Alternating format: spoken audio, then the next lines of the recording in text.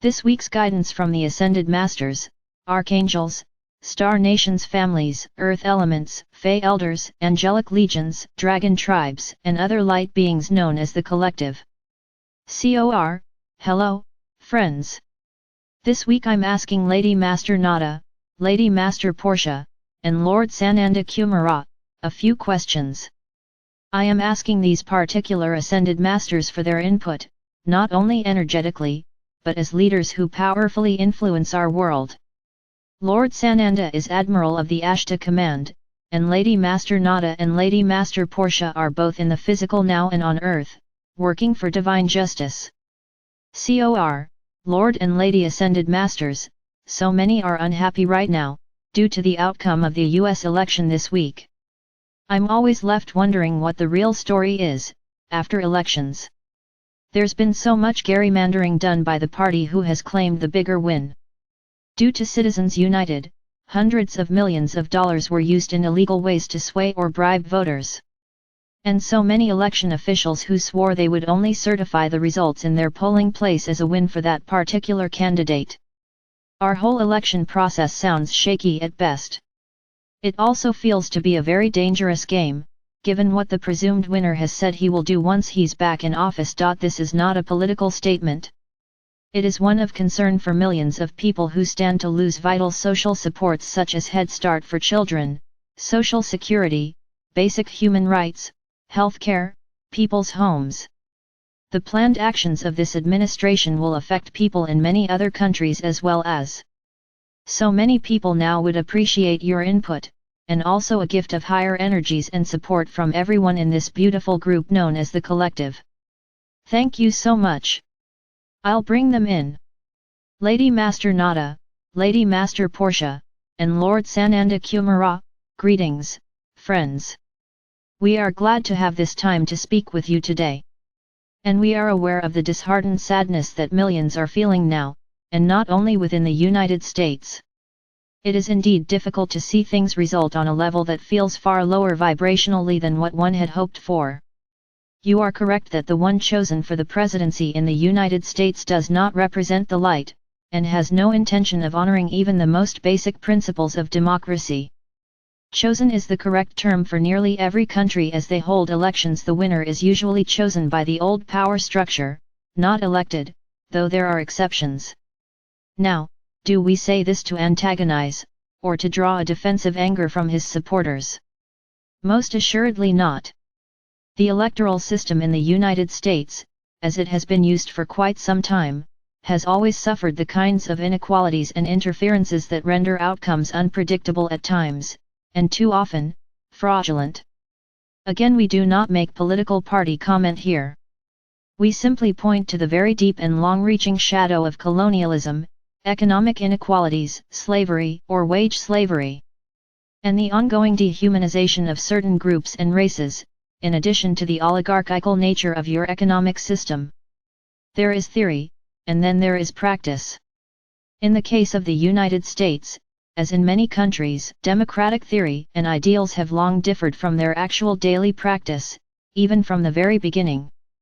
You speak on the gerrymandering, the redrawing of district lines to favor a population that supports one particular party, and the very slanted viewpoint of so many election officials, and the corruption of bodies such as the United States Supreme Court. Yet these are channels and outcomes of low intent, not the source of them. The source of all of these is the darker side of old earth machinations. They oppose the lighter side of equality and freedom, which ought to be well guarded, respected, and supported by those in positions of power and influence. You are aware that there are many in places of power in highly determinative roles who were never elected to public office. They remain in shadow, not known by name and unseen by the masses, though certain billionaires, and trillionaires, do openly appear in the media, and play a role there as if they are offering everyone a chance to be wealthy, instead of only themselves. Those in the public eye who are not serving the light offer a kind of play acting, with casual yet symbolic hand gestures, low vibrational music, and triggering terms used in their speeches. These are all crafted to sound so easygoing as to be accidental, yet they are anything but. And so persons who feel at ease with the outer symbolism will find themselves drawn into the particular vibration being offered there. They will resonate with those seemingly innocent and unplanned messages, never knowing they are being entrained to follow a far darker path than they are able to imagine right now. At this moment, some may feel angry and defensive, and state that that is not the case for them, and we will agree that for many, this kind of outlook, of "we will win, no matter how we have to do it," will not last very long for them. This is for them a kind of station or stopping point inside a much longer journey. They have chosen, on a higher level, to invest in certain ideas, personalities, and belief systems for the experience of being on the vibration that these moments offer. They will not remain there indefinitely. Over time, though time itself is in tremendous flux now, on the earth plane, they will come to accept that these ideas are not only disruptive to everyday life, but at times violent and dangerous. Not only to those minority groups that those beliefs vilify and isolate, but to all. And so you look at these temporary outcomes, and it is easy to get caught up not only in the sense of excitement created by one side or the other, but in the belief that there are answers to be offered, and great forward movement to be had from that side of things. And so, when one's preferred candidate does not make it into office, it is easy to feel that all of that is lost and dissolved somehow. Yet we would say, how is it lost, that path of higher intent, when the vibration of honoring human rights is still present within all of you? How is it lost, when all of you are anchoring that light that you had invested in one party and their candidates when it did not begin with them, but with all of you who called them forward? How can it be lost, when there are so many now who are awakening and leaping into action all the more now to protect innocent lives, civil rights and freedoms, and the earth herself? The answer, of course, is that none of that can be lost, even if there are people in place who will pretend that they have absolute power now. We assure you, they do not. No human construct holds absolute power.